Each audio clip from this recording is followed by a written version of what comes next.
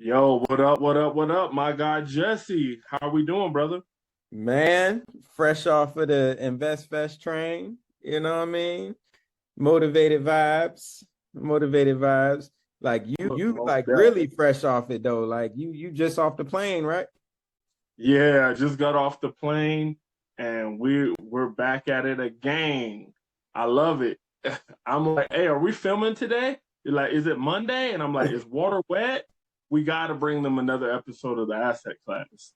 100%. So with that being, y'all, this is my guy Jesse. And we're about to get into a lot of actionable information. So I'm going to knock out our disclosure. We're going to kind of introduce ourselves so you know what we do and why you should listen to us or why you shouldn't listen to us.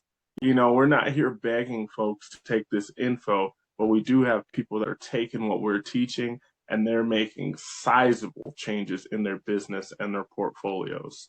So, with that being said, the information that you get from the Asset Class podcast is meant to be for entertainment and informational purposes. We highly encourage you to work with a licensed professional with a track record of success, bonded in nature if need be. And the other part is to always do your own research because as you learn more, each one, reach one, teach one, because that's how we learn and grow as a community. Already. Well, Yeah. look, So, guys, my name is Earl Harden. I'm the managing partner at Tax Erasers. Taxes are optional for those who plan ahead. And the average business owner, 93% of business owners, according to Forbes, overpay on taxes even when having a CPA because there's a very siloed approach to working in your business. We look at it holistically from your personal goals, business goals, investment, and estate planning and legacy, making sure everything's on the same page so $1 could do the work of four. The easiest way to double your income is to cut your tax liability in half. So we're at taxerasers.com. And my man Jesse, please educate them on who you are and what you do. oh man. So Jesse Bullock, Bullseye Consulting. Nah. So where my passion lies is liberating my clients from prisons that they've constructed for themselves. When you think about the dopamine that comes with owning $1 million company, meaning that you are reporting over $1 million in revenue to the IRS every year from a concept that you took from idea to reality. And then you take the million that you're making and you turn it into two and you pacing for more. But as you're going through that journey of of owning a multi-million-dollar asset in real time, it's also requiring 60 to 70 hours of your time. It's also Mm-hmm. requiring, you can't be there for your kids' sports games and, cheerleading competitions, and you late for dinner. And when you do show up, you're tired and you don't have much patience to be present for your family. And you're just navigating this $2 million prison that you constructed for yourself. That unfortunately ends up being the story all too often with small business owners around our country. And that comes from, what I like to commonly refer to as stumbling into greatness, where you get that, you build and build and build, and then you end up in that million, you over a million. And you've never thought about the things that you do in the context of operating a business that requires systems and processes that ensures that there's consistency and outcome through all of the activities and other resources that are invested into, the asset that is that business. So just on that treadmill of 60 to 70-hour work weeks, exhausted. Why did I do this to myself? Those systems and processes come into place to create the liberation in the form of a leadership team that understands the assignment, their roles and responsibilities, and how they tie to the top and bottom line. And all of the wild things that happen throughout the course of a business operation that influence the middle of that top and bottom line. And owning those outcomes. That's kind of where we come in at Bullseye Consulting. So turning those small businesses into businesses with enterprise market value that are going to have incredible multipliers when valuation time rolls around, because the business is not focused on one person's back. If you take the owner out of it, it's still a valuable asset as opposed to a hustle factory. That's big. As I've been studying for my CEPA, so I'm a certified tax and business advisor, y'all, with a background in personal finance and then also business and estate planning.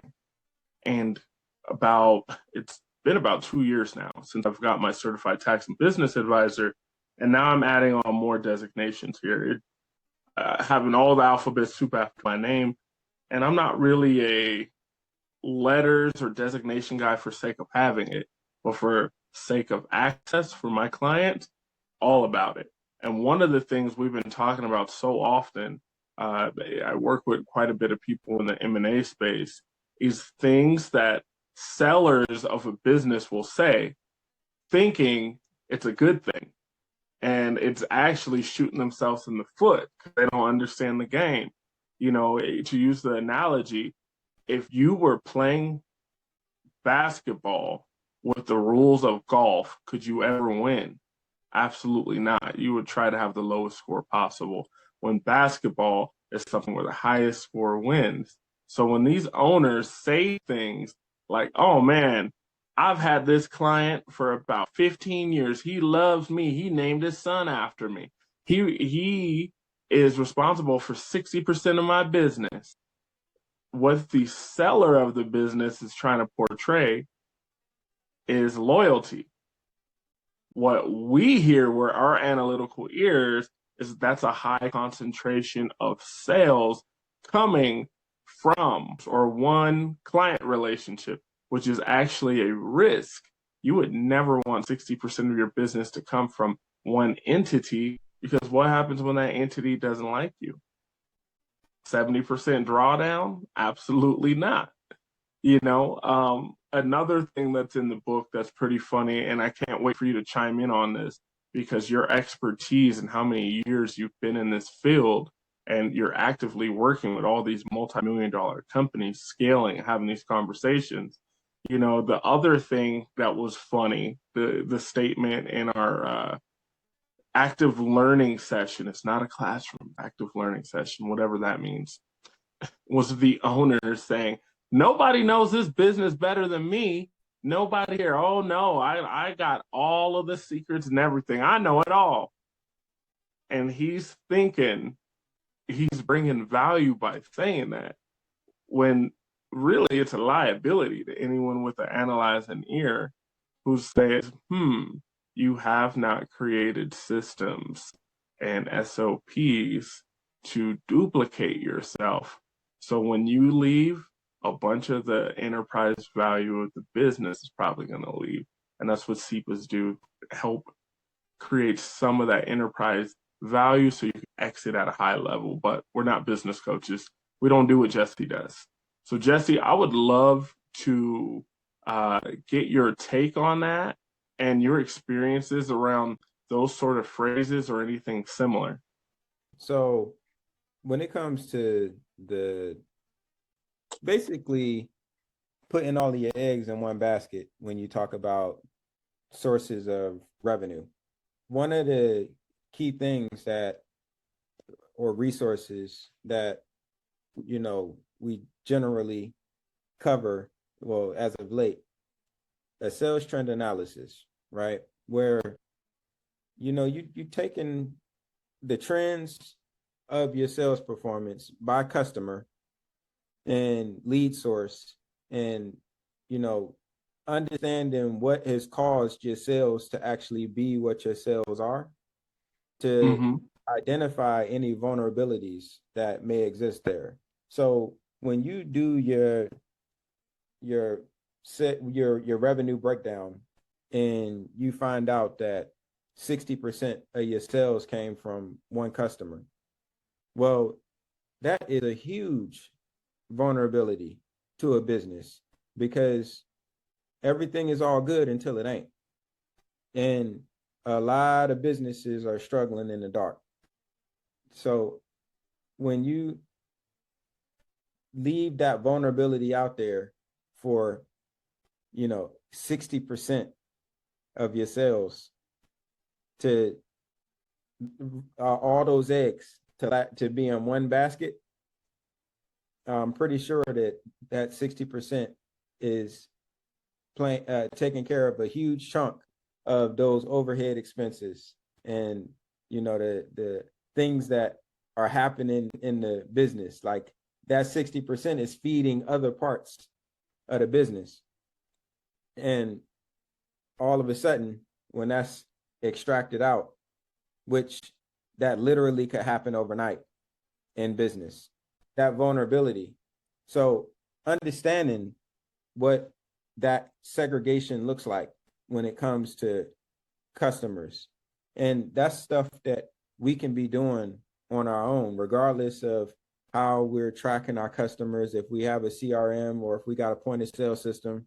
So if you're in QuickBooks, you can track your customers in QuickBooks and the invoices and all of the things. The same thing exists for Square and PayPal and all of them. So, whatever kind of point of sale system, or if you're using, Jobber or House Call Pro, Service Titan, or whatever, Toast, whatever that the system is, you can pull out those reports to understand how much of your revenue is coming, what that breakdown actually looks like, to understand the vulnerability, even down to seasonality. So I hear that often where it's like, yeah, we getting ready to enter our slow season. And it's like the first time that a business experiences slow season, all right, yeah, you got surprised, you got hit out the blue, you know what I'm saying? Yeah. Mm-hmm. The second time that you experienced that in a row, you didn't learn the first time. The third time, you made a choice. Like if you know that historically during a certain point in the year, it slows down, then what are you doing in the uptime to prepare for the downtime? If you know that there's a certain piece of equipment that you can purchase that is going to increase your ability to produce certain things during that slow season that you currently don't have the capability for right now, then during the traditional up season, then we're planning for that. And we're putting together the marketing campaign so that the general public knows that, hey, we actually going to be offering this during this time period. Now, in the marketing campaign, we're not going to tell people, hey, this is our we're preparing for our slow season, so we figured that we provide this for you. No, it's like with any other marketing strategy where you're creating that awareness of a problem and a solution via a brand. Like that's the tug and pull of operating a balanced business. So understanding just quick recap, understanding that the segregation between customers and what percentage of sales are coming in from where, and down to lead sources, who the lead sources are for your customers. So if they coming in through Google, or if they coming in through Facebook and Meta, Meta is a whole conglomerate. If it's word of mouth, if it's what have you, those lead sources, because understanding where those lead sources are coming in, when it comes time to putting the ad budget down, where we're allocating our budget at should reflect what is most effectively producing. So, and so you get that analysis from the sales, but then when it comes to, again, the sales, the seasonality piece, again, the first time you experience seasonality, yeah, players fuck up, they got you. Second time, come on, man. Last September was the same thing. You know what I'm saying? So you this September, like what'd you learn from last September? Third time, all right. So I guess you just cool with you ain't finna be doing much in September. So, all of the employees that rely on you to get their paycheck and the taxes and all of the things they gotta get paid. Hey, you're gonna have to September we just resigned to the idea that September gonna be tight, huh? We ain't gonna do nothing about that, huh? Okay. Yeah, strategy and structure over hustle and emotion all day long, brother. And, I'm sure they're probably, for our classmates that have been rocking with us for a while, probably wondering why I'm wearing a Howdy shirt along with a cowboy hat. And it is to show love to the Black cowboys and cowgirls. Most folks don't know this, but the very first image ever photographed in a moving picture, so a motion picture, was a Black man on a horse. So I wanted to make sure that I rock this out. And, this weekend, we have the rodeo here in Colorado Springs, Colorado. So that'll be a great time. And Jesse and I are just returning from InvestFest. So we definitely have to dial in and recap on that experience. I mean, Jesse had his night with the mayor and TI and a bunch of 8 and 9 figure earners. I had some very unique experiences myself with a myriad of folks that got their green jackets, where we had some elevated conversations. So, InvestFest is something you just got to go to, got to experience. You got to be part of the culture. It is, I can't think of any place in the world where I can get more actionable information from the expert of experts. No gatekeeping. This is how you do it. Here's the phone numbers to call the people if you want to do it. And if you want a mentorship, here's the program. And I'm giving you a discount because you're here. Game over. What are we talking about? It's just execute, execute, execute. Jesse, what was that VIP night like for you? Man, it was beautiful, bruh. So first, so when I walked in, it was the downstairs area, and I didn't even know it was upstairs. So, I'm just like, man, this kind of small but cool, and it was a little vibe. And then I saw David Shands and Donnie come in, and I was like, because I had planned on saying something to Donnie because she's a business coach. So like I wanted to have like a real conversation with, but then again, it was kind of like, this ain't really the venue for that. You know what I'm saying? But it was, yeah. So anyway, but she caught my attention because she was somebody that I wanted to talk to. But I saw them going upstairs. Like they went up the escalator, and I was like, oh, okay, it's a upstairs. So I go upstairs, and then I go into the big room, and I'm like, okay. And then got the food and a bunch of beautiful folks dressed to the nine.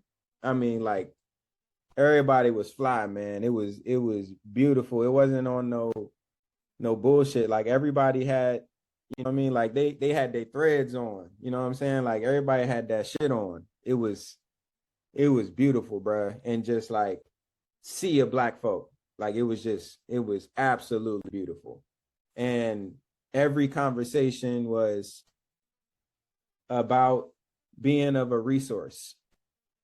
It was all about value.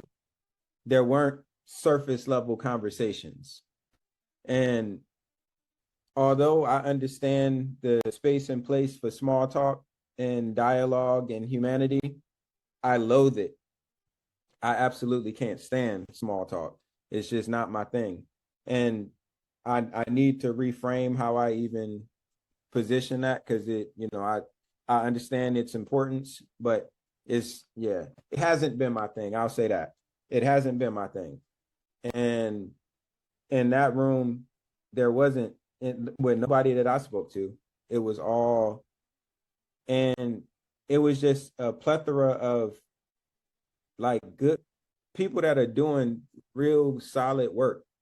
So like the brother, I can't remember his name, but I got a picture with him, and I don't even be doing pictures. Like I'm not the type to be running up on somebody like, can I get a picture because they're a celebrity or a public figure or something like that. That's just not, I'm not really set up that way. But him, he's the one that converted plastic into fuel. So I'm like, yo, like I gotta get a picture with you, bro. Like, cause you doing some real magical shit. You know what I'm saying? Like something that's really needed Changing for the the world. ecosystem. Like you are, you know what I'm saying? Like you ain't just cool because you could put a song together or something like that. Like anybody could do that off of a whim. Well, not, and I don't want to discount nobody else, but like you one of them. You know what I'm saying? Like you were. So I chopped it up with him. You know what I mean? And that was a dope conversation.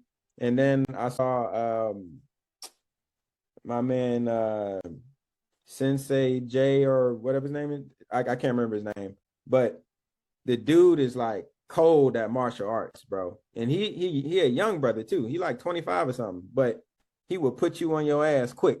You know what I'm saying? Like he real cold. And I've been seeing him moving around, and I respect how he moved, because like when you listen to him talk, he real disciplined, like real disciplined. So some of his roots go back to, you know, the Nation of Islam with, you know, Louis Farrakhan. So like he been schooled by them, and it reflects in how he carry himself. This to see him like, I would generally say like a 25-year-old kid, but this dude ain't that. You know what I'm saying? Like he 25 in years, but like this brother is well put together. Pause. Like his mind is where it need to be at, and it's just like, you know, I chopped it up with him, and just seeing the mayor, that was a little bit disappointing though, because when the mayor and like it was just everybody was just chattering and nobody was really paying attention, and it was just like, bro, like this shit matters. She about to be the governor. You know what I mean? Like she's running for the governor of Georgia right now, and she's So winning. the current mayor, just so everyone understands. No, this was the former mayor, Keisha Lance Bottoms. Okay, Yeah, gotcha. former mayor, Keisha Lance Bottoms. So, like she getting ready to be the governor. You know what I'm saying? Like it's a really good likelihood that she's gonna be the governor, and she up there talking with Ti and Big Bank, and like everybody just like chit chattering, and it's like, bro, like we gotta do better. Like in that room, because what I was just describing before, like how dope all of the conversations were, and blah blah. You know, we a room full of them, but then when like real conversations are being had, to see that like that was like disappointing. But the fact that the conversation was had and that it was facilitated the way that it was facilitated, that was dope. And then they had like I'm just watching, and everybody and their mama filing in. So I saw like Jack Edge came, and then JD came, and just a bunch of artists, and they had like a whole little party on it. The hey, where the party at? Like, but and them brothers was shining, bruh. Like, you know what I'm saying? So they all they on the stage doing it, and it was a vibe, man. It was a really really dope time, man. That's dope, man.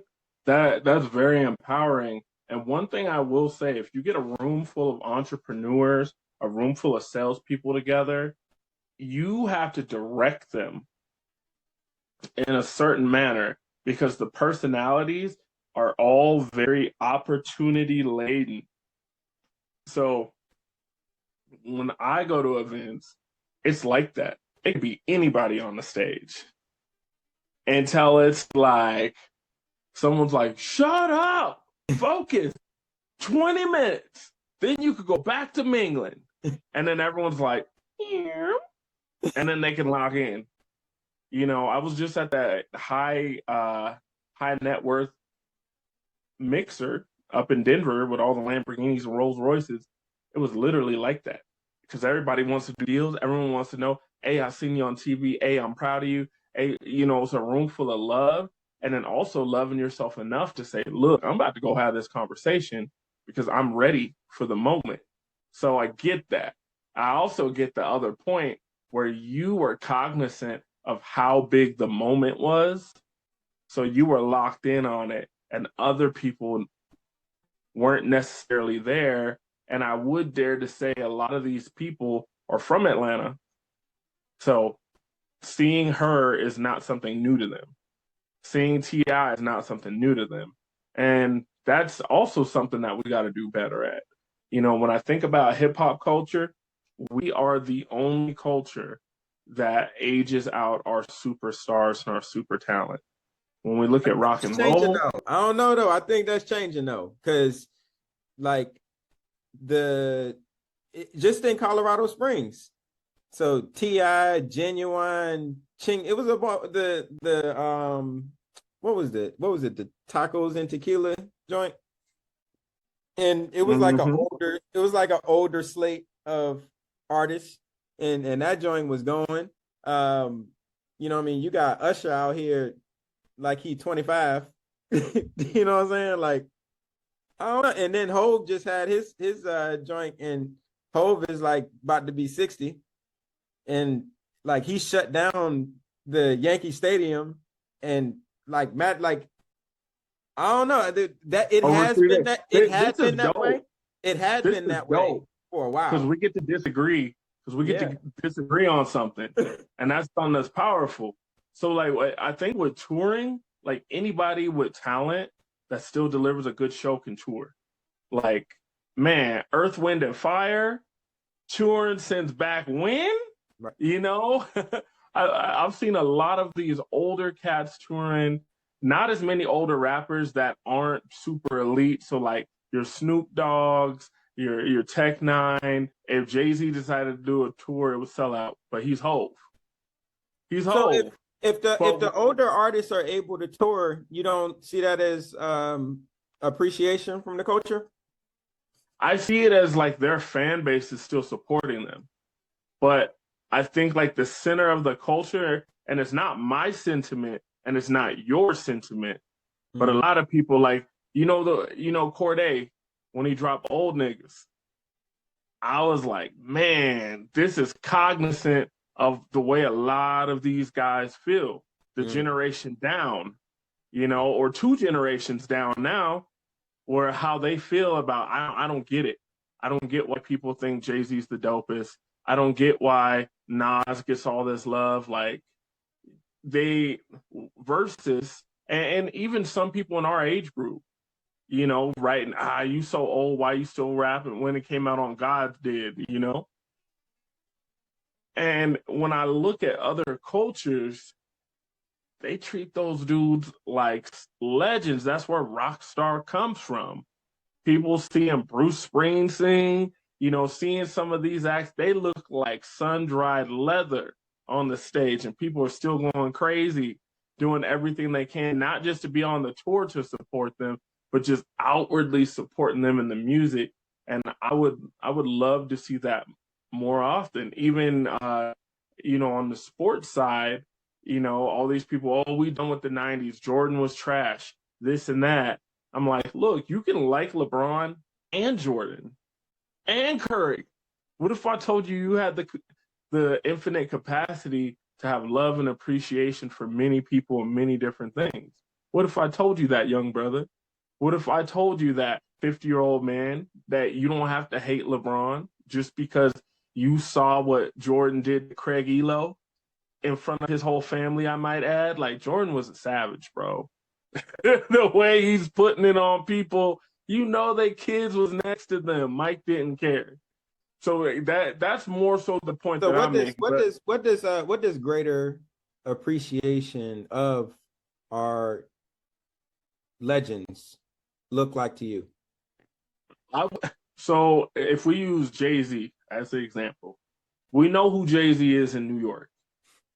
But as soon as what is her name? Jaguar, the gal that she's on somebody's interview Jaguar, every right? 2 years. Yeah. Jaguar, right? Where she was alleging all these things of Hove and how quickly we saw people supporting it, talking about they knew it, they knew he was with Diddy, and I'm seeing people that I consider my friends and family just jump on board. Now, not all of them, because my inner circle, we're all critical thinkers, we're all contrarian. However, the people that haven't cultivated their mind to that point, it's interesting how fast public opinion sways. And I guess more so that's where I'm speaking about is public opinion and sentiment around the artist. So even when he got absolved of any wrongdoings, then people are just waiting for something else. Well, Beyonce can't sing that good. Well, I'm just like, guys, you don't understand. This is a part of internalized racism. When you see greatness, that they are a billionaire couple with no scandals, knock on wood, it stays that way, that nothing pops out, where they've been putting thousands of kids through college, where they've been creating VC funds to help Black businesses, where they've helped people in the justice system. Like, it's like thing after thing after thing, while being great in the world of commerce and still rejected by their people. And every time I see a post where people are trying to drag them, I just post Malcolm X in there, and it says the Black man is so easy to tear down because his people help you do it. Yeah. So that's the direction that I'm coming from. No, I got you. I mean, that's and Hove got a bar for that, like most things, but they build you Yeah. up, they build you up to tear you down. Build you up to tear you down again. That's that's definitely a real thing. So yeah, no debate in that piece. No debate in that piece. And I think that we do owe more to it's a tough balance though, because recognizing that it was a lot of atrocious shit that happened in the past, like what was culturally acceptable before was never morally right. And these folks knew that it wasn't morally right at the time, but is at least when they first got into it, and the first wild experience that they were a part of, they were like, yo, this shit is wild. And then Mm-hmm. maybe over time they were conditioned into not seeing it for what it always was, but it never wasn't immoral, the things that were happening, and it was just culturally accepted within the groups that these folks ran in. So in that, when those types of stories surface, they deserve their due diligence, and the victims deserve their justice if they are in fact victims. So Mm-hmm. when the stories do come out, like I'm always of the lens of, like, if we're gonna blow up the story, then let's make the retraction even bigger. You know what I mean? So like when we go through this with Hove and the Jaguar Wright thing, and he got absolved, the story was huge. It was everywhere. And when he got absolved, like, that was just crickets. That was like, nobody really talked about that. And Well, they're gonna catch him one day. and I Well, Reasonable Doubt wasn't that dope. It didn't sell. DMX was always better than him. I'm just like, the mental gymnastics, folks. Like, you are so committed to an idea and an emotion, that you are warping reality to confirm that idea, like you are walking, talking confirmation bias.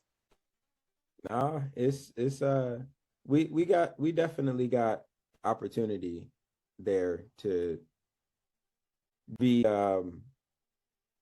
again, when the truth is set, the record is set clear, that record should be amplified, and that's throughout the community. You know, we should be talking about that as much as we talked about the allegation when it was the hot topic. Because, you know, when I think about the influence of somebody like Hove, like these kids, when they say the things that they say about Hove, like they weren't there. So they don't get it. You know what I mean? And it's No. like I don't hold it against them. Like you weren't Right. there. You know what I'm saying? There's no way that you could understand it. Like I know how I had my low white Air Force Ones with the white tee and the Yankee fitted and the chains. Like I'm Hove. You know what I'm saying? Like the Hove created a uniform. You know what I'm saying? Like, and he could change it at will. Like, and I don't wear jerseys. I'm 30 plus. Give me a fresh pair of J's, button up. And you had everybody showing up in button ups. You know what I mean? Like we had a whole corporate America club wave. These kids don't know. they We weren't were there. showing up in the corporate blues to the club to drink this thing called an Incredible Hulk. They weren't there. So like I get it. And these artists these days don't have that kind of, well, I don't know. I'm not in that demographic, so I don't know what kind of influence they have. But you know, like I know what Hove's influence has had on the culture when, you know what I mean, when I was coming up. So, and that shit is undeniable. So Look, like Mitchell and Ness had to reach out to him because they were trying to figure out why the sales were spiking so high. And then someone said, oh, it's Jay-Z, he's touring. Everybody's buying throwbacks so they could go see him. So then Mitchell and Ness reached out to him like, look, let us know. We'll hook you up with jerseys, this and this and that. Because they were seeing hundreds of percentage and increase in sales without running a marketing campaign. And so when I look at guys like, when I look at Master P, when I look at Will Smith, when I look at Hove, I see guys that were the first to do a bunch of things. So Michael Jackson, remember MTV would not play. So this is before my time. I've just done the homework and talked to my parents about it. MTV would not play black music. They wouldn't play hip hop and they would not play R&B. But Michael Jackson was so big and there was so much demand for it that they had to play it. Next thing you know, they flipped the script and have MTV Raps because they saw how much money could be made. Not because they decided they liked the culture, not because they wanted to showcase black and brown talent, because they could see the dollar signs on it. And when we see these guys that are mavericks, like Will Smith, he won the very first Grammy as a hip hop artist. People don't understand, like him getting brand deals, him getting a TV show. Now everybody got a TV show. You know, I had some young kid telling me, he was like, oh man, you've never seen the show with Little Tuwop? I was like, Little who? Who? Like, you know, anybody can get a TV show now. You got a little bit of buzz off of TikTok, or maybe you're a streamer, whatever the case is. The barrier for entry to have branding deals, co-branding, or sponsorships is not what it used to be. And because of social media and all the different forms that it takes, the barrier to have mass access to the world is much, much thinner than it was in the past. So they just don't know. Like you said, Jesse, they just don't know. So let me ask you My this. man, my man said S dots on my feet make the cipher complete. And you know I had to have the S dots, bro, just so that I could say the line, bro.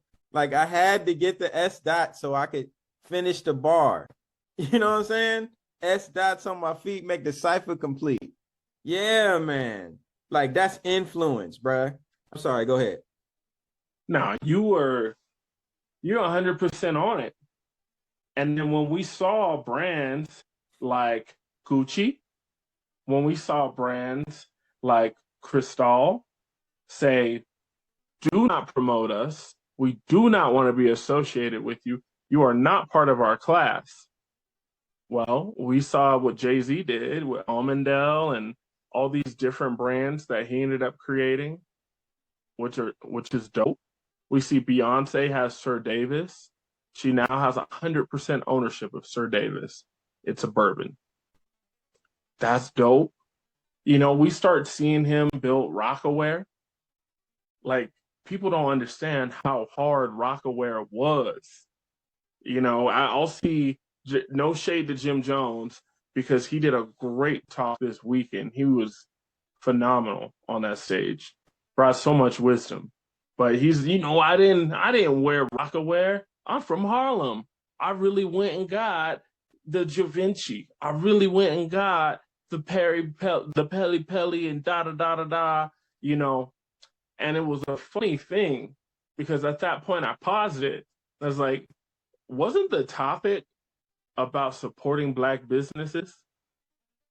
So it's like you were in an ego trap where it's a Black business owner that that lives in proximity to you. You were on his label at one point in time, but you're not wearing his clothes because they're not expensive enough for you. So you're going to buy some stuff that a European man thinks is cool or a European woman, and you style it in a way that you want to. So it's so many layers to that, man. Where it's See, I like Jim Jones is a lot of things. When I think about him though, the deep conscious, aware, quote unquote woke, that don't, those aren't things that I necessarily align with Jim Jones, not Capo. Capo is a right. lot of things, but he ain't really, that ain't really his. He ain't really never been known to be that type. So Right. And we got to appreciate him for the gifts that he has. But I think it would be a terrible missed opportunity with this platform that we have here if I couldn't point that out and I couldn't challenge him. sure. Now, what I did see on stage was growth because you've been watching Earn Your Leisure as long as I've been watching it. And I remember when he first came on there, I was so excited. So, like, this is their first celebrity backing them. And then he started a coin. It was called Capo Coin. And I copped that coin. I was like, look, if they put the foundation behind it, if they do this and this and that, it's going to take off. Capo Coin, it didn't do anything. And then they had him on the show a few other times where he just wasn't prepared for the level of professionalism that he needed to bring because he's expected to bring value. This isn't just about you being cool and braggadocious as a rapper, because like as a music artist, I think it's a big vibe of I'm cooler. And this is not all artists, of course, because I'm a big Lupe fan, and that's not Lupe at all. And a whole bunch of other artists, Smino and Jid, and there's so many people that don't fit that mold. But in general, a lot of being a rapper is being super confident, many times having some aggression with you, and just being cooler than everybody. So you're like, you're not really giving all the answers. You're being a little mysterious. You're using slang nobody's ever heard because you're making things up because you're getting them to buy into you more. When you bring that sort of attitude to a room of intellects and we're expecting you to deliver value, it reflects more so that you don't know what you're talking about. And that's not the case. He's a very intelligent dude, but he just came with the wrong persona. Whereas this weekend, he shut it down, bro. It was exceptional. It was exceptional. And the brother that he interviewed that went to prison, made a bunch of money, he was so blunt. Look, it was incredible. And that's one of the things about InvestFest. Sometimes you're in a hard position where you were in a different room than I was because I was in that room. And I'm just taking in the nuggets and he's being real about it. He's like, yo, can I be blunt? First of all, you got to measure your own joint. You know what I'm saying?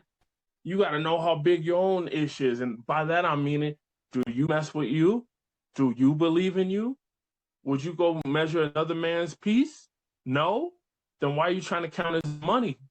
What are you doing? You need to get to your own money. And, they asked him about, he has a donut business and it's in a primarily white area now. And he's like, first of all, do y'all think I care about donuts? I don't give a damn about donuts. I wanted to make money. And they're like, well, how do you deal with all the white people in the area and the way you walk and talk? He was like, oh, I ignore them. I just act like they don't even exist on this earth because I'm out here doing what I'm doing. It was a phenomenal talk, talking about prison and jail life and all of that sort of stuff, and transition to be an entrepreneur and what humility looks like for someone that is that strong-willed that a lot of people would consider aggressive. Whether you or I would consider him aggressive or not, that's a different thing. But a lot of people in the world be like, dang, that's an aggressive guy. That's a scary guy. And we're just like, man, that's a solid dude right there. That's a straight shooter. Right. No, that's definitely where I leave, where I kind of place Capo at, like definitely that side of more direct, but like he's incredibly emotional too. But the way that he shows his emotions is through aggression.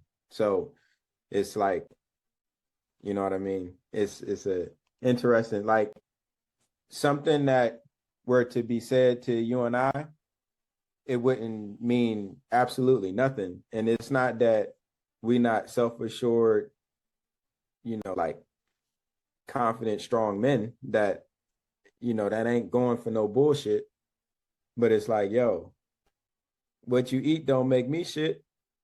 You know what I mean? Like, why do I give a fuck what you like? If I know that it ain't true, I don't give a fuck. Like I got so much real shit that I got too much real shit that I'm managing on my own to, build this empire and to build myself so that I'm the best version of myself to pilot my dreams. Like, I don't have time. I don't give a flying fuck what nobody got to say. So if it's not constructive, if it's not contributive, if it's not value driven, like, whereas, if it don't got substance, it could go in the waste bin. Like, bro, whereas I'm not trying to hear haul it. off and slap the shit out you. Yeah, I think that's a powerful asset. That essentially is the asset of this episode, and it's self-assurance. Because a lot of times when we're talking about assets, if I ask your average person, what are your most valuable assets? They would tell me about their 401k, maybe their life insurance, maybe they got some real estate. And then as they're listing it, I'm like, okay, how long would you have to go before you set your mindset, your will, your spirit, your coachability, your ability to work with others, the rate of time that you learn, the speed that you can execute on an idea? How long would it take you to get there? And they're like, dang, like they're mind blown. I could see the epiphany. When I'm talking to non-entrepreneurs, I ask them to list out something that they love. I'm like, I want you to make a list of everything that you love. And they'll get about 10 in, and then I ask them, how long would you have to go before you would list yourself, before you put yourself on that list? That's the same thing. Oh, it's like a moment from the mummy. We have to take greater cognizance of what value we have inside of our minds and our spirits and inside of our bodies. Because that is the ultimate driver of us getting all these external assets. 100%. And we've been speaking about it quite frequently on this program as far as us being our greatest asset and what it means to actually be that. And it's all of those things that you described. You know, it's how are we investing into being the better version of myself tomorrow than today. You know what I mean? Like if my mindset was still the mindset that I had when I was 36, then that would mean that I've wasted 5 years of my life. And it's like that ain't it. You know, it's constant evolution. How am I becoming a better version of myself? How am I earning the ability to pilot my own ship? Because that is a earned attribute through sacrifice, through commitment, through dedication. And like those are the intangibles. And when you stick to it, you keep the discipline. And I think that was a consistent theme over the course of InvestFest as well. You know, it's that discipline to never quit, regardless of what you face. You know, you pivot, you learn, you get knocked down, you get back up, you figure it out, you keep going. Like that's the essence of every single person on the stage and anybody that was walking around with security around them. Like they all have common attributes. They all got knocked down and they got the hell back up. And, you know, like that is an asset, resilience to face the unimaginable, the unplanned, and say, all right, well, we here now. So, you know what I'm saying? This is what we finna do to work through it. And you just do that time over time over time over time over time again. And you end up building yourself into something special, as opposed to being knocked down and looking around to assign blame at whose fault it is that you got knocked down. Yeah, if you're gonna doubt anything, you need to doubt these unconstructive beliefs that you have. You need to doubt your limits because you're limitless. People will tell you, you know, the sky is the limit, but it's footprints on the moon. People will project their own limits onto you. You will tell someone an idea that you have, a strategy you want to do, something you want to invent, something you want to have for yourself. Maybe it's a goal. And they're going to say, wow, that's difficult. Wow, that's crazy. Wow, that's impossible. Well, yeah, it's impossible for you, but that's why I'm doing it. That's why I'm doing it. And Because people most don't. of the time when you're talking to other people, you're talking to their limits because they know they're not actualizing what they could do. So you're making them face themselves. So their rejection and projection is internal because they weren't doing the introspection. And you know, the power of manifestation in words.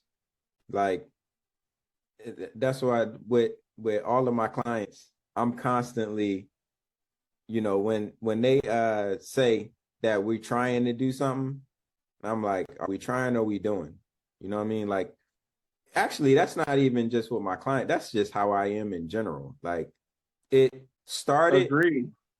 yeah, it started with my clients and it just kind of quickly evolved to it's just how I am, period. So it's like that intentionality. Like we are learning as we grow, and keeping that growth pushing forward. Period. Yeah, I'm the same way. I picked up something from network marketing because it's very hard to get people to stick to appointments, especially when your network marketing thing is something that's visual, is something that's almost esoteric. It's a little bit eclectic, so you can't explain it to them because if you explain it to them, it's going to sound dumb. You got to like show them the presentation, the community around the service, and then they go, I get it.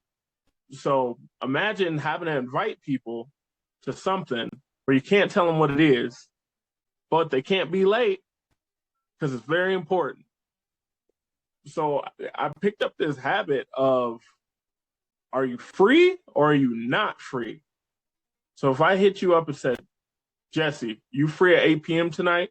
And you said, why? What's going on? Hey, my brother, I'm real busy right now. Are you free or are you not free? I'm free. Okay, so you could meet me.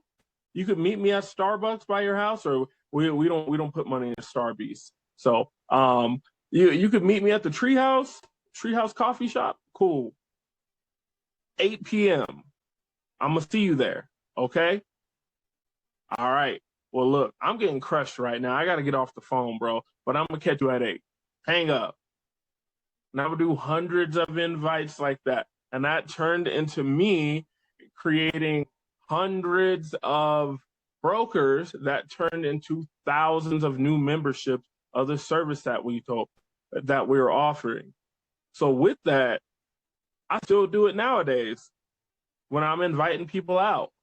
I'm not like, hey, you want to go to this cool concert, this and this and that? Why? Who's going to be there? How much does it cost? I'm not answering all them monkey-ass questions. Look, are you trying to kick it or no? Are you free or not? Okay, catch you next time. And also the psychology of the takeaway sale, bro. You take that away like, oh, you busy? Bye. Do that to someone 2 times. The third time, wait. No, I'm making it. What are we doing? And they show up. There's so much wisdom in that and not being thirsty and being direct. And people will respect it because if I'm asking you a question in that manner, wouldn't you expect me to have a plan for what we're doing? That I'm not just winging it, right? Like, imagine me grilling you like that and you meet me at a spot and I'm like, I don't know, let's see what the knife holds. That would be crazy. You would chop me in my throat when you got there. Oh man. So we got another Invest Fest in the books, and we got another episode of the Asset Class in the books as well.